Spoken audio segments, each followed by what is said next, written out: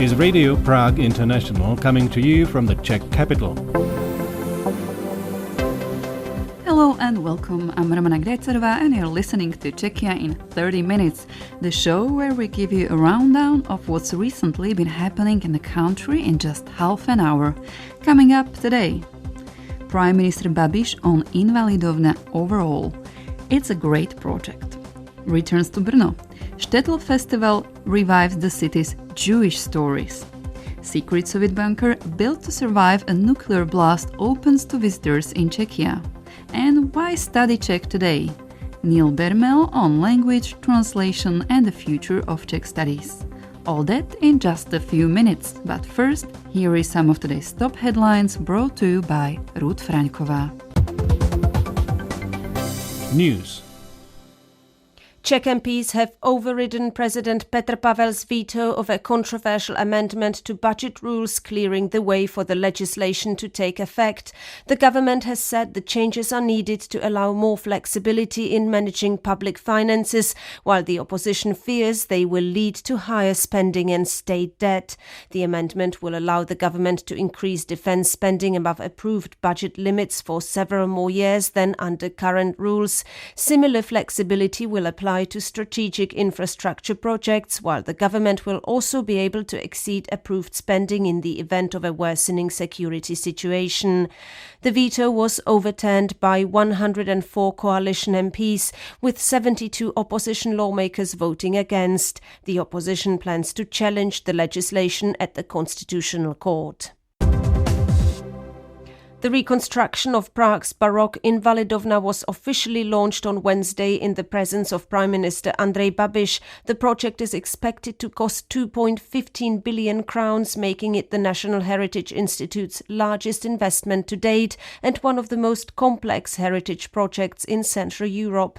The historic site will undergo a complete renovation, while the two modern extensions will be built in the southern parts of the grounds to provide facilities for the Prague Philharmonic Choir and technical services.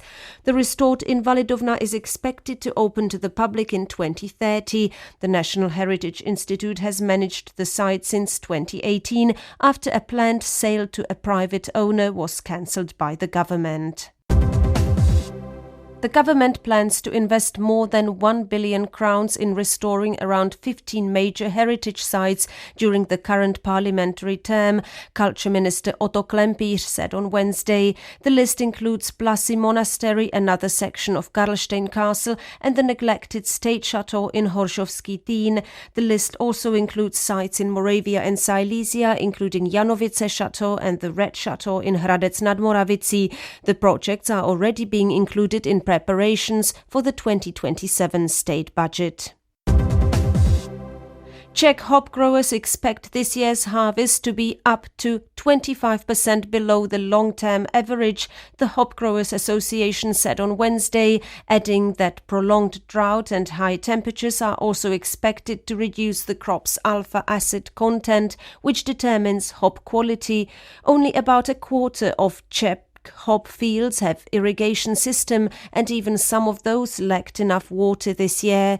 The government is planning reservoirs and other measures to improve water supplies in hop growing areas.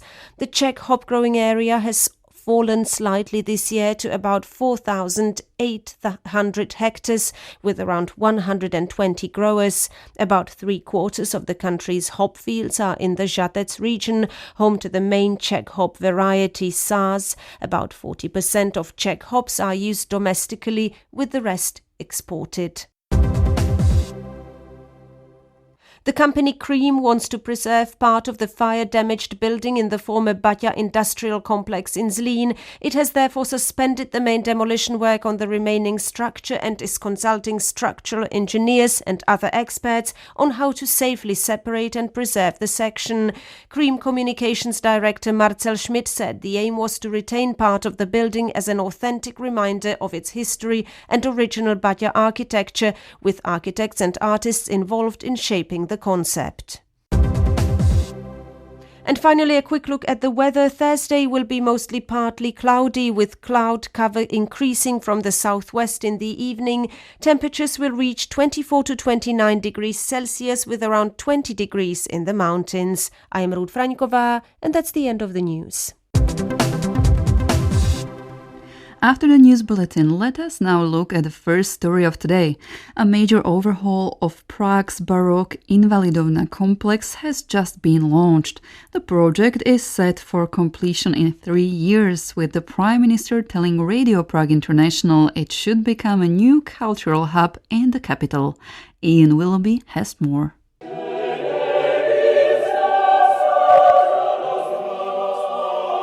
Members of the Prague Philharmonic Choir performing at the launch on Wednesday of a major project to overhaul Prague's Invalidovna complex. When the project's completed in 3 years' time, the choir will get a permanent home there, alongside a number of other facilities. Over the years, the structure, designed by the famous architect Kilian Ignaz Dientzenhofer, has served as a location in several movies and series, including Miloš Forman's Amadeus and Nosferatu from 2024. But it dates back to the 18th century, when it was set up as a home for disabled war veterans by Count Petr Strozzi.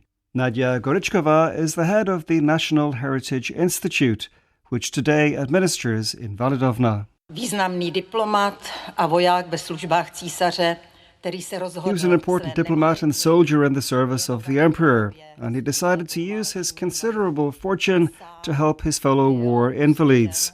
He was severely injured and spent a year in hospital, so he decided to help in that way. Among the speakers at Wednesday's presentation was Prime Minister Andrej Babiš. It's a great project. And the history is also very interesting, because when I became Minister of Finance in 2014, that time the state wanted to sell this historic, monumental, fantastic, very precious history of Prague city. And then the general manager of National Institute, Culture Institute, came and convinced me not to sell it and to approve the reconstructions. I visited the site here in 2018, and now after 8 years I'm happy that we are here, and it will surely become a new cultural center of Prague. Also taking part in the launch was the Czech Minister of Culture, Otto Klempíř.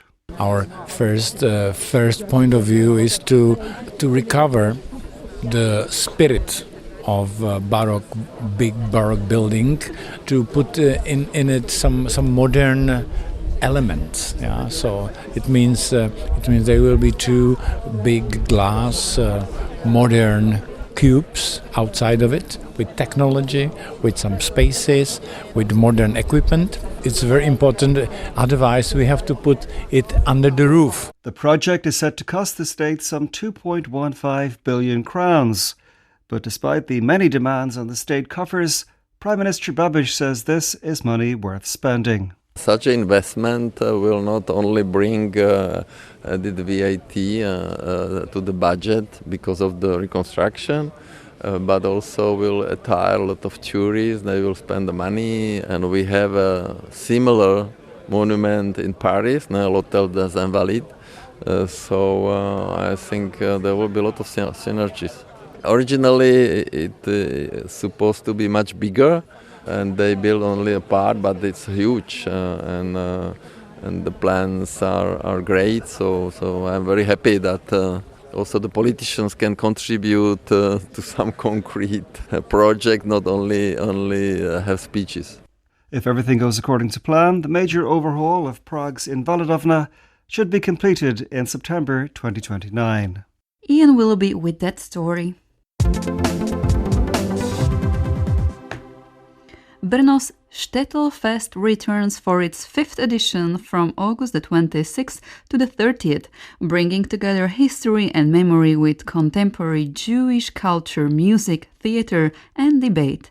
This year's theme, Returns, focuses on descendants of Jewish families coming back to Brno and on restoring forgotten stories to the places where they unfolded. At the heart of the festival is the site of the Great Synagogue, destroyed by the Nazis in 1939, which will once again become a gathering place filled with music, conversation and Jewish life. Vít Pohanka has more. ŠTETL Fest is a festival of Jewish culture, but we understand Jewish culture in a very broad sense. It is about history, memory, of course, but also about contemporary culture, music, theatre, literature, architecture, current social issues. The festival takes place all around Brno, often in places that have a particular connection to Jewish history, so the city itself becomes part of the program. What we are really trying to do is not simply to commemorate a world that disappeared. We want to show that Jewish culture is a living culture and that Jewish history is an integral part of the history of Brno and the whole Central Europe. And at the same time, we want to create opportunities for people to meet Jewish, non-Jewish, local, international, people of different generations, different backgrounds. It is a festival about Jewish culture, but ultimately it is also a festival about the city or the place we share. This year's theme, if I understand correctly, is returns, návraty. What does that mean, and why did you choose this kind of motto for the 2026 festival? Yeah, because the theme, returns, works on several different levels. The most literal one is the return of descendants of Jewish families who once lived in Brno and the surrounding region. This year, we are welcoming descendants of the Plaček, Levber, Furman, Kohn, and Šťastník families. Many of them are coming from different parts of the world to places connected with their parents, grandparents. But the other kind of return, there is other kind of returns as well. We are returning forgotten stories to the city, returning names to places, and bringing attention back to buildings and sites whose Jewish history has almost disappeared from public memory. And perhaps most importantly, we are not trying to reconstruct the past. You cannot return to the world that existed before the Holocaust, but you can return to its stories. You can return the stories to present. I think that's distinction. This distinction is very important to us. Now, one of the central locations this year is the site of Brno's Great Synagogue, which was destroyed, however, in 1939. Now, if you were to explain what's going to happen there during the festival, and if I may ask, it seems pretty obvious, but what were the circumstances when it was destroyed in 1939? This is probably the most symbolic return of the whole festival. The Great Synagogue stood there from 1855 until the night of 17 to 18 March of 1939, when the synagogue was burned down just days after the Nazi occupation of Brno. It had been one of the most important centers of Jewish religious and communal life in Brno. Today, there is no synagogue there, of course. For decades, there was essentially an empty space. So during the festival, we are going to bring life back to this place, not by, of course, rebuilding the synagogue, but by gathering here again. There will be exhibitions, lectures, concerts, workshops. We will unveil a poeseumat, an audio installation through which people can listen to voices and stories connected with the site, with the place. And the original street name, U synagogy, by the synagogue, is also being restored, which is a small but at the same time very meaningful gesture. And on Friday evening, this is important as well, we will celebrate Shabbat there together at a long table. And on Saturday evening, there will be Haftalah, which is the end of the Shabbat.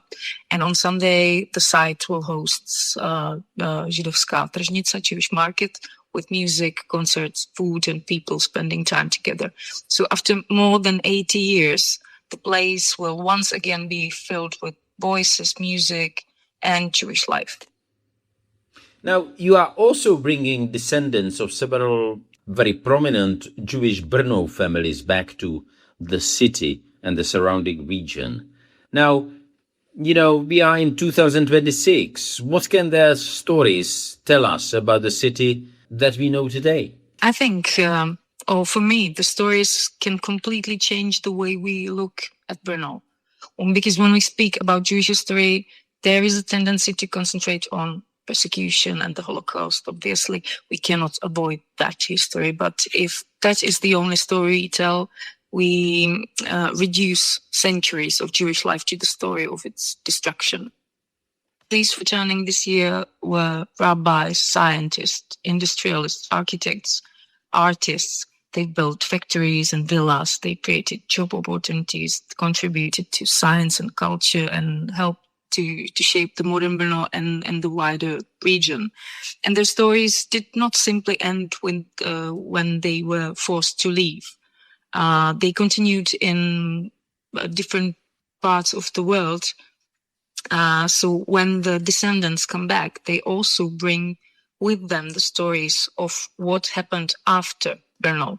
So I find this particularly fascinating. You suddenly realize that the history of the Central Europe city stretches across the world. And at the same time, when these families return, parts of that global history comes back to Brno. Thank you to Vít Pohanka for his story.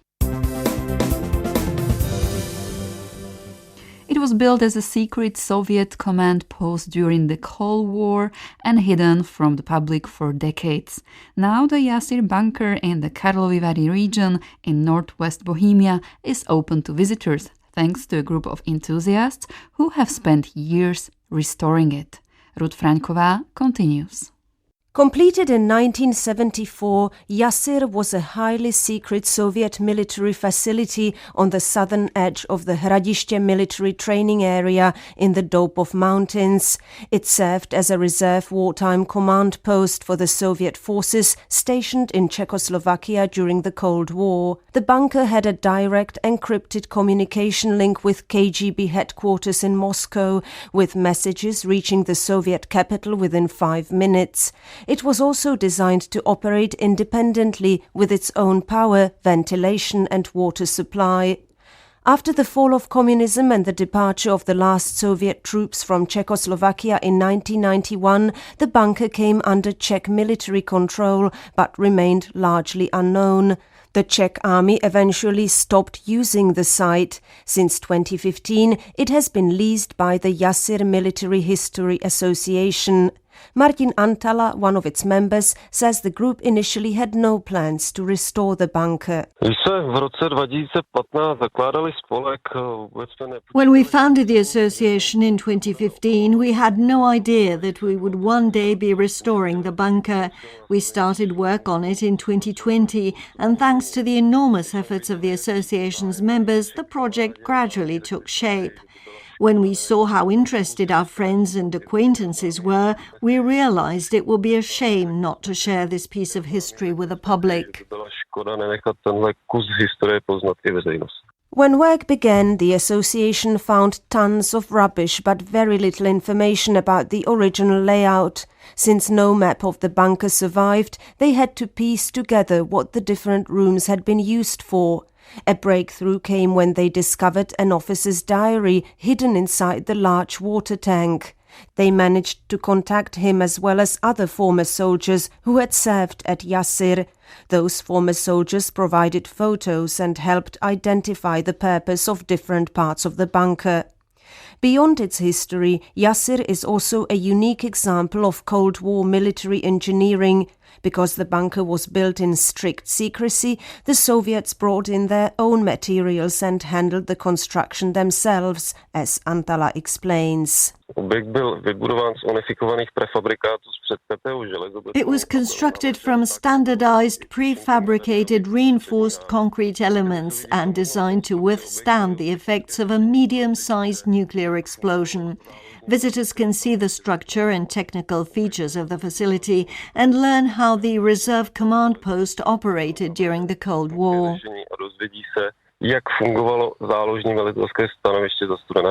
The Jasir bunker is now open to visitors every weekend during the summer holidays. Outside the main season, the association aims to open it at least once a month. Current opening times and booking information are available online. Ruth Franková with that report. And now Ruth Franková and her interview with Professor Neil Bermel.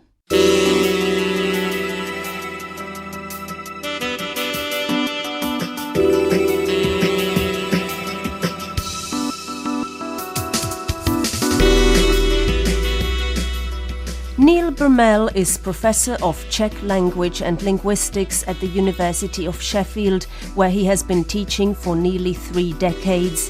He was among the scholars who gathered in Prague this week for the 7th World Congress of Bohemian Studies and, during the event, received the Josef Dobrovský Medal for outstanding contributions to Czech studies. I sat down with him to talk about what first drew him to the Czech language, who chooses to study Czech today, and the challenges and opportunities facing the field.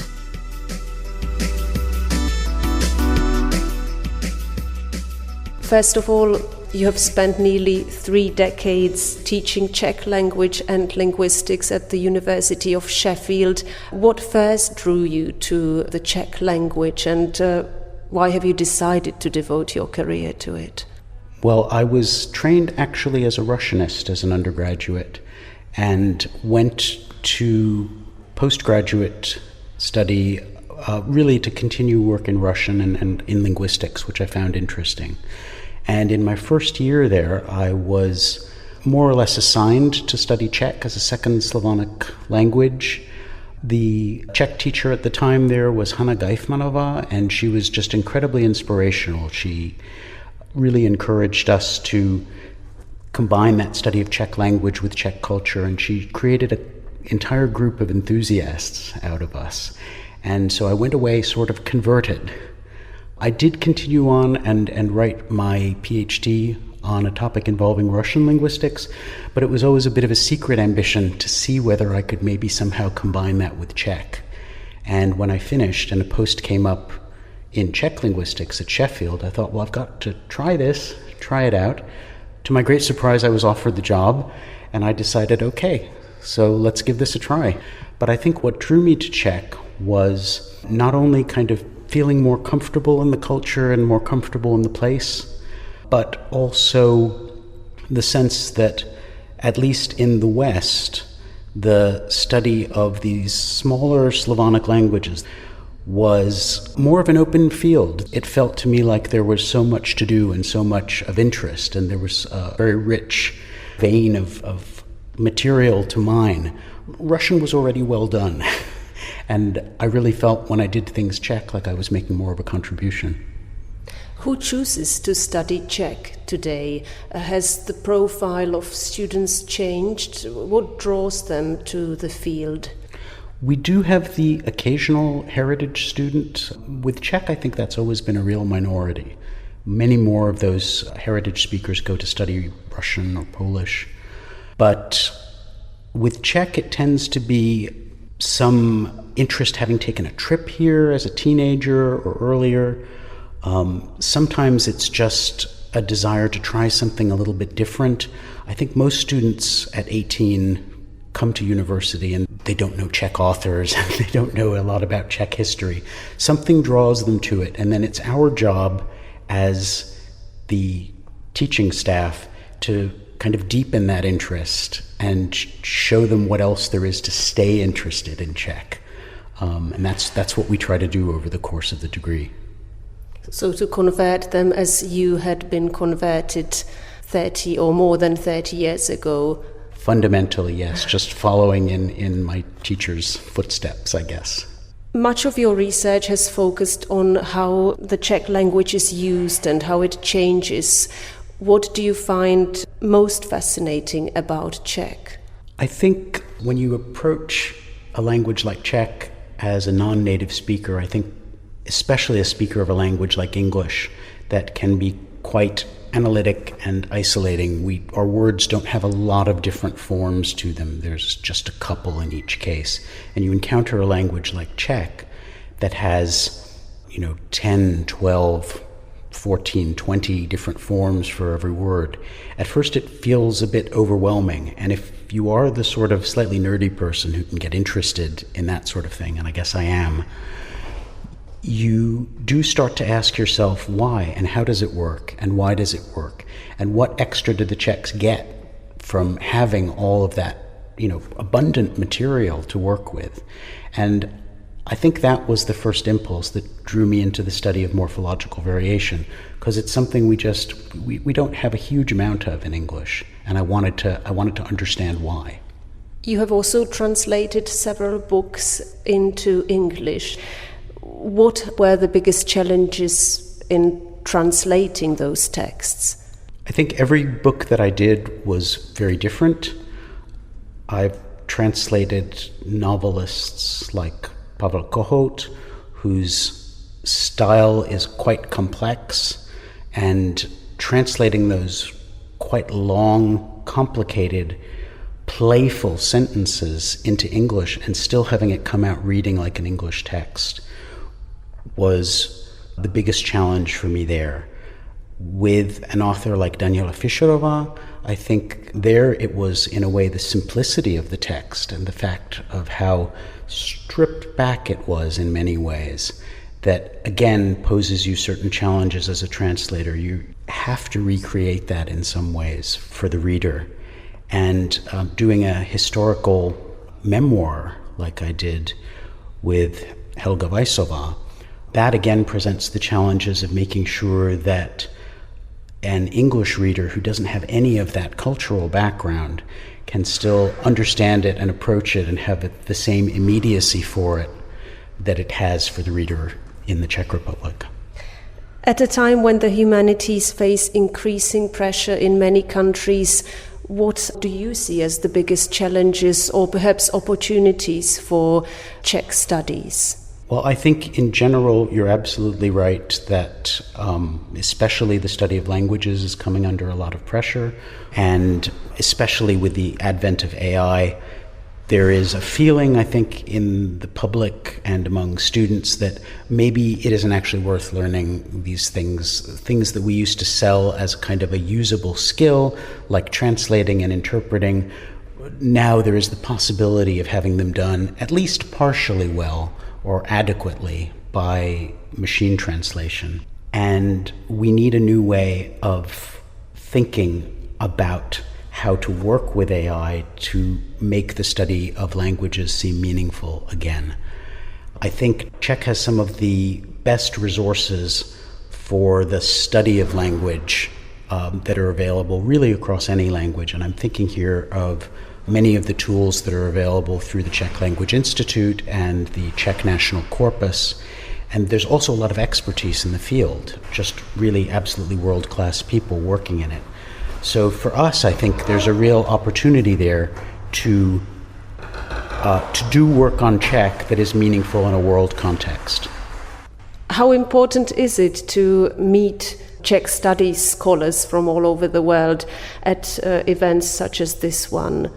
I think it's really important. Of course, we can see each other on Zoom, we can exchange emails, but it's at events like this where you get talking to people and someone else joins the conversation and ideas start to bounce off each other. It really leads to a kind of a collaboration that can spark new ideas, new collaborations, and new projects. And finally, you have just received the Josef Dobrovský Medal for your outstanding contribution to Czech studies. What does it mean to you personally, receiving this award? Oh, it means a huge amount. It's a great honor. It's recognition, I guess, for a lifetime of work in the field. I feel slightly strange that I'm old enough to now be receiving things for a lifetime. More than that, I think I was just very touched and very honored by the reception of my colleagues, and I think that expression of that meant a lot to me. That was Neil Bermel in an interview with Ruth Fraňková. And with that, we have reached the end of today's program. Thank you for joining us. My name is Romana Grejcerová, and until next time, goodbye or naslyšenou.